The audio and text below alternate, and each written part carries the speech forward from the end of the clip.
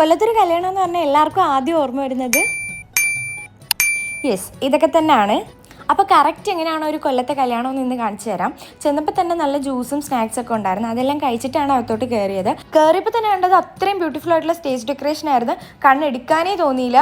അതെല്ലാം കണ്ടുകൊണ്ടിരുന്നപ്പോഴാണ് ഗ്രൂമിൻ്റെ എൻട്രി വന്നത്.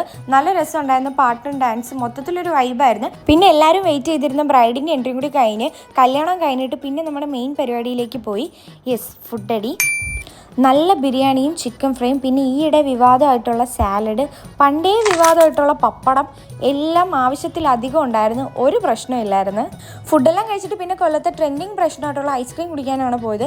അതും ആവശ്യത്തിലധികം ഉണ്ടായിരുന്നു. അപ്പോൾ ഞാൻ പറഞ്ഞു വന്നത് it's not about the place, it's all about the people and the situation. Because എല്ലാ സ്ഥലത്തും പ്രശ്നങ്ങൾ ഉണ്ടാവാറുണ്ട്. പക്ഷേ കൊല്ലം ഇന്നും പപ്പടത്തിൻ്റെയും ലേസിൻ്റെയും പേരിലാണ് അറിയപ്പെടുന്നത്. ബട്ട് എല്ലാവരും മറന്നു ഒരു കാര്യമുണ്ട്, 2018 പ്രളയത്തിലായാലും റീസെൻ്റ്ലി നടക്കുന്ന പത്തനംതിട്ട റാന്നി ഇഷ്യൂവിലായാലും ഏറ്റവും കൂടുതൽ ഹെൽപ്പ് ചെയ്യാൻ വേണ്ടി മുന്നോട്ട് ഇറങ്ങിയത് കൊല്ലംകാർ തന്നെയാണ്. അപ്പോൾ അത്രേ ഉള്ളൂ.